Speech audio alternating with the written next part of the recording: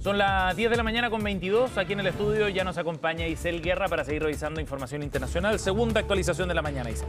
Sí, con varios temas sobre la mesa, sin ir más lejos, con una entrevista que ha concedido el presidente de Ucrania, Volodymyr Zelensky, respecto de los efectos que ha tenido en Ucrania precisamente el conflicto en el Medio Oriente. Y entre ellos, por ejemplo, apuntaba aquí el mandatario ucraniano a la escasez de misiles que está enfrentando este país. Así lo daba a conocer la BBC durante esta jornada, donde plantea que precisamente Kiev se ve afectado por lo que está ocurriendo en la región de Medio Oriente. Dijo que además se tenía un muy mal presentimiento sobre el impacto que puede tener el conflicto en este país principalmente, y apuntando además que, por ejemplo, otro de los efectos es respecto de las negociaciones, porque señalaba aquí Zelensky, se están posponiendo constantemente y la razón es Irán. Aquí señala Zelensky, Putin desea una guerra prolongada en Medio Oriente porque, por un lado, debilitaría a Kiev, ¿no?, con recursos estadounidenses que finalmente son dirigidos a otros fines.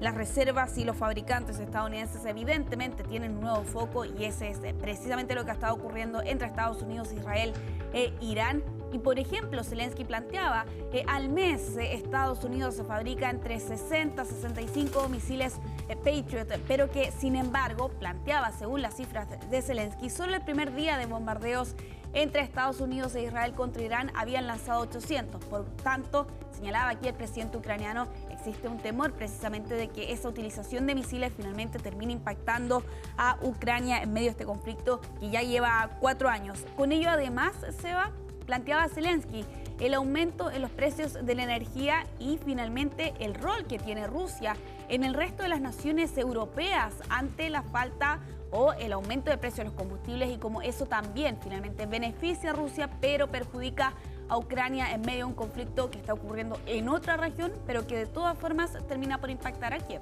Claro, porque hay que ver la imagen completa, ¿no? Exacto. Estos son conflictos que se van interrelacionando.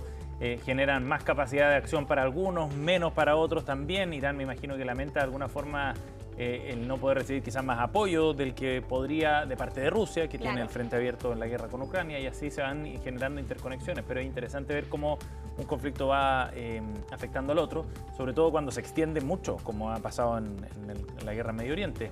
Recordemos que la invasión de Rusia a Ucrania también parecía como un asunto de corto plazo. Claro. Semanas, dijo Vladimir Putin, ¿no? Si no incluso días, se apuntaba esta guerra relámpago. Y claro, con Zelensky, que plantea estos frentes, ¿no?, donde finalmente es Ucrania la que se ve perjudicada por un conflicto que está ocurriendo en otra región.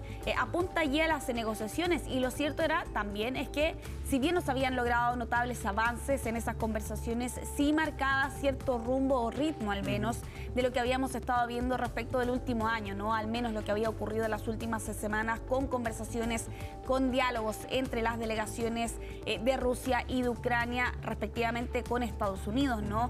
E incluso en algún momento se hablaba allí de la posibilidad quizás de alguna cumbre, ¿no? Eso evidentemente ha quedado al margen, por cierto, ante lo que ha estado ocurriendo en estas últimas 2 semanas, particularmente en Medio Oriente. Pero también la situación no solo de municiones, que es finalmente el titular que entrega Zelensky en esta entrevista, sino que también, por cierto, la energía, como Rusia precisamente se alza allí como una figura de relevancia en medio de una cierta situación compleja para Europa, teniendo en cuenta, ¿no?, el aumento de los precios de los combustibles debido a la situación en el estrecho de Hormuz.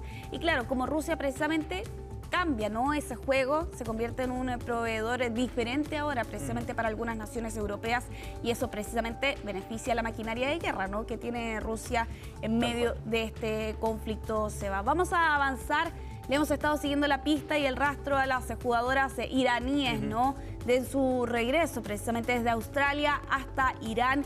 Y en estas últimas horas hemos conocido de su ya llegada precisamente a la nación persa, con ese bus precisamente que las trasladaba desde la frontera de Turquía para ingresar finalmente a Irán y regresar a casa, en la que sin duda ha sido una de las historias paralelas detrás de este conflicto que más ha llamado la atención, por los ribetes que ha tenido, por cierto, este caso, y con las jugadoras que inicialmente se habían acogido, ¿no?, a este visado humanitario otorgado por Australia, pero que finalmente 5 de 7 de ellas terminaron por desestimar ese ofrecimiento que entregaba el gobierno australiano y se sumaban precisamente al equipo original, podríamos decir, que regresaba en estas últimas jornadas en un viaje larguísimo que pasó por Kuala Lumpur, por Omán, Estambul incluso. De hecho, esa fue una de las últimas paradas para finalmente el día de hoy cruzar la frontera hasta Irán. Y con la que te diría, Seba,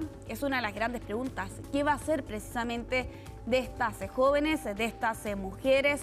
Hay grupos de derechos humanos que planteaban precisamente en estos últimos días que existían presiones de parte del régimen iraní contra estas jóvenes, particularmente las que inicialmente habían desertado, de que sus familias, por ejemplo, se les podía confiscar sus bienes, los lugares donde vivían, si es que no regresaban a Irán con todo el equipo, que es precisamente la imagen que vemos en pantalla.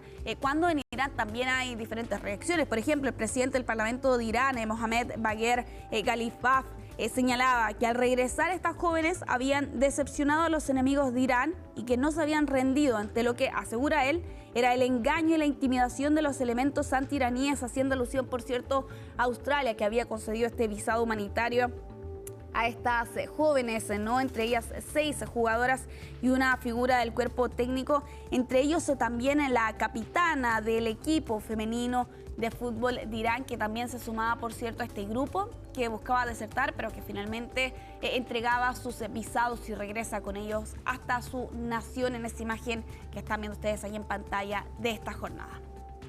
Vamos a avanzar, vamos a cambiar de tema, Seba. En estas últimas semanas hemos estado hablando de la tensión entre Colombia y Ecuador por la guerra comercial que se originó en el mes de enero en medio del tema de la seguridad, pero ahora directamente con Gustavo Petro, el presidente de Colombia, que está denunciando 27 personas fallecidas. De hecho, Petro habla directamente de personas calcinadas en lo que acusa es un ataque de Ecuador a su frontera. Este es un nuevo episodio que marca las graves situaciones diplomáticas que están atravesando estas dos naciones por estas semanas, por un hecho que ocurría en estos últimos días precisamente en la frontera entre estos dos países. Aquí Colombia está apuntando y acusando el lanzamiento de una bomba desde un avión en la frontera. Esa es la acusación que lanza Bogotá tras un hallazgo que se conocía por estos días de un artefacto explosivo en una zona rural, presuntamente lanzado desde el aire, un proyectil metálico de gran tamaño, como han reportado aquí los medios locales, con un evidente deterioro que fue localizado entre la vegetación. Bueno, ¿qué dijo el presidente de Ecuador ante estas denuncias? Aquí lo que planteaba Noboa es que estas operaciones son contra el crimen organizado, que está apoyado por Estados Unidos, pero que se desarrollan exclusivamente dentro de su territorio.